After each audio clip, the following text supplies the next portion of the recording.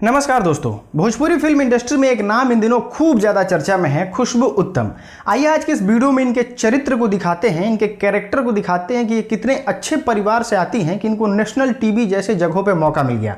दोस्तों मैं आपको बता दें, आज तक इन पे भले ही आपकी नज़र ना पड़ी हो या फिर पड़ा भी होगा तो भूल गए होंगे, लेकिन आपको जान के हैरानी होगी कि अगर भोजपुरी फिल्म इंडस्ट्री में भी अगर कोई मियाँ खलीफा होती ना तो उसका नाम होता खुशबू उत्तम। दोस्तों आइए आज के इस वीडियो में देखते हैं कि किस परिवेश से आती है खुशबू उत्तम, जो गांव में अपने फेमस होने के बाद आज पूरे बिहार में फेमस है ढोड़ी में चोप घुमवा के। लेकिन उससे पहले हम एक छोटी नोट पे आपको एक बात कहना चाहते हैं। अगर आप एक लड़की हैं, औरत हैं, तो आप इस वीडियो को कंप्लीट मत देखिए, क्योंकि इस वीडियो में गाली गलौज तो नहीं है, लेकिन इनके बारे में ही ऐसी ऐसी स्टोरी है कि अगर आप सुनिएगा तो आपको शर्म आ जाएगा।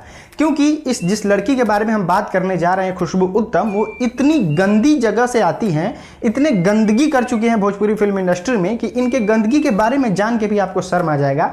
तो आप अगर एकदम खुले विचार के नहीं हैं तो आप इस वीडियो को यहीं पे स्किप कर दीजिए। हमारे साथ कई लोग जुड़े हुए हैं। खुशबू उत्तम को हमने बुलाया था। सामियाना की चोप और कहां घोप वाली बात है कि सामान तोहर महका था। कौन सामान की बात कर रहे हैं मैडम आप? कौन सामान महक जवानी दहक रहा है और तुम्हारा सामान महक रहा है। मतलब गाली दे तो राजपूत ही तो भगवान हो गया। भगवान हो गया। यही तुम लोग के जैसे चुटिए लोग ही ऐसे लोगों को बढ़ावा देते हैं। मतलब राजपूत गरिया है, लड़की को बोले तेरे ऊपर चोली में से रस गिरते हैं, कोची गिरते। दोस्तों इनके कहानी की शुरुआत होती है भोजपुरी फिल्म इंडस्ट्री में गानों से। गाना तो इतना बवाल गाई हैं कि अगर पूरे लिस्ट को बारे में हम आपको बताने लगे तो ये वीडियो का मतलब कल सुबह तक देखते ही रह जाइएगा। ये हाल फिलहाल में एक गाना रिलीज की है जिनको लिखती हैं कि इसको नहीं देखा तो क्या देखा, और ये क्या दिखा रही हैं आप खुद देख लीजिए।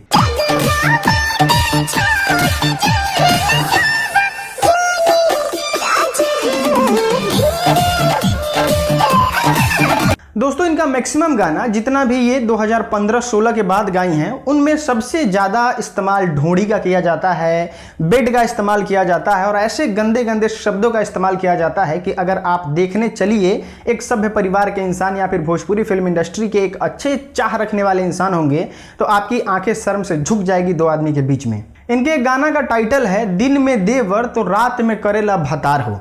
दोस्तों यहाँ पे आप समझ सकते हैं कि कैसे डबल मीनिंग का इस्तेमाल करके भोजपुरी फिल्म इंडस्ट्री में इस कदर गंदगी फैलाने की कोशिश की जा रही है। दोस्तों गाना की कहानी इतनी तक ही नहीं है, इतने गंदे गंदे गाने कि आप मतलब सोच भी नहीं सकते। और स्थिति इनकी गंदा गाने की वजह से ये हो गई कि इनका गंदा गाना भी लोग सुनना छोड़ दिए, क्योंकि ये बहुत गंदा गाती थी। आज खेसारी लाल यादव, पवन सिंह हो या फिर कोई भी सुपरस्टार हैं तो एक लिमिट भर गंदा गाते हैं ना, लेकिन ये एकदम खुलेआम इतना गंदा गाना कि आप मतलब सुन के परेशान हो जाइए, जिसकी वजह से ऑडियंस भी भाई कहां सुने। शादी विवाह में भी अगर गंदो सुनिएगा तो एक लिमिट भर सुनिएगा ना, एकदम ऐसा तो नहीं सुनने लगिएगा।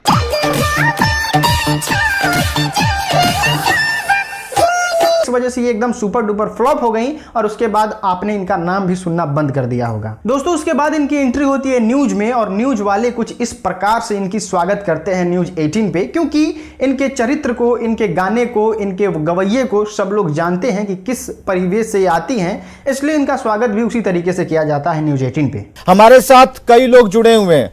खुशबू उत्तम को हमने बुलाया था। सामियाना की चोप और कहां घोप वाली बात है। दोस्तों मैं आपको बता दें, जैसे इनका स्वागत होता है, अगर आप पूरे उस इंटायर वीडियो को देखिएगा तो आपको पता चलेगा कि ये जो है ना मोनेटाइजेशन से बड़ा परेशान है कि लोग अश्लीलता का विरोध पैसा कमाने के लिए करते हैं।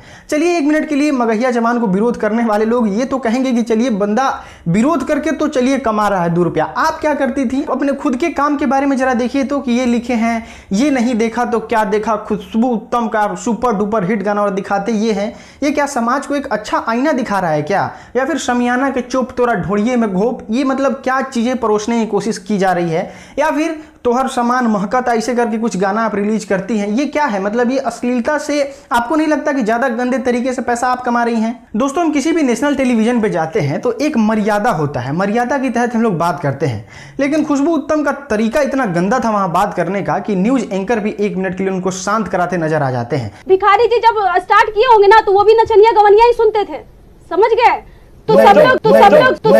ऐसा भी नहीं है कि वो सिर्फ मगहिया जवान का विरोध कर रहे थे, वो भिखारी ठाकुर के बारे में भी कुछ इस प्रकार से बात बोल देते हैं कि वो भी लवंडिया का नाच देखते होंगे। शर्म आनी चाहिए आप लोगों को, जो आप ऐसे इंसान को सपोर्ट करते हैं, जो आपके चाहने वाले, आपके दुश्मन भी जो उस भिखारी ठाकुर को इतना मान सम्मान करते हैं, वो कुछ इस तरीके की बात बोलती है। शर्म आना चाहिए आपको कि जाके इनके वीडियो पे लाइक और पोस्ट पे कमेंट करते हैं कि वाह खुशबू उत्तम बहुत अच्छी बात है। दोस्तों अगर आज का लाइव वीडियो देखिएगा तो ये जिस अश्लीलता के बारे में बात कर रही थी कि हम अश्लीलता छोड़ देंगे, ये वो फलाना ढिमका, वो कुछ इस तरीके से बात करती हैं जो कि एक अच्छे घर की लड़की, एक अच्छी सिंगर जो अपने आप में सुधार कर ली हो, सो कॉल्ड आजकल कह रही है ना बहुत सुधार कर लिए हैं, वैसी लड़की इस प्रकार की बातें तो नहीं ही बोलेंगी, चाहे उनके बारे में कुछ भी किया जाए। वो क्या बोलते हैं, हम तो फीमेल बोल नहीं सकते ना, फटे हुए कम।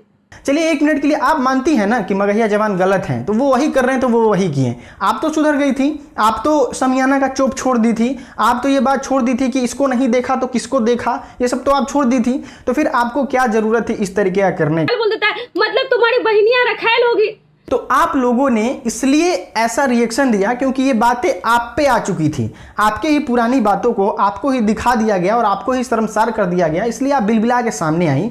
वही चीज है और लोगों में, यानी कि भोजपुरी को हम अपनी माँ मानते हैं, नीलू को, नेहा को, काजल को अपनी माँ मानते हैं, और उस माँ को अगर कोई बोलता है तो जितना बुरा भी आपको लगा है ना, उतना हम लोग को भी लगता है, मगहिया जवान को भी लगता है, और अश्लीलता के विरोध करने वाले सभी लोगों को लगता है, और सब लोग ऐसे ही बिलबिला के बोलते हैं तो सुपरस्टार दौरे चले जाते हैं केस करने। लेकिन सरकार भी समझती है चीजें क्या हैं और सपोर्ट करने वाले लोग भी जानते हैं कि ये चीजें क्या हैं। उम्मीद है खुशबू उत्तम का ये चरित्र, खुशबू उत्तम का ये छवि आपको पसंद आया होगा कि किस तरीके के लोगों को नेशनल टेलीविजन पे मौका मिलता है। हम आपसे अगले वीडियो में मिलते हैं, तब तक के लिए आप सोशल मीडिया पे फॉलो करना नहीं भूलें। आपका बहुत बहुत धन्यवाद।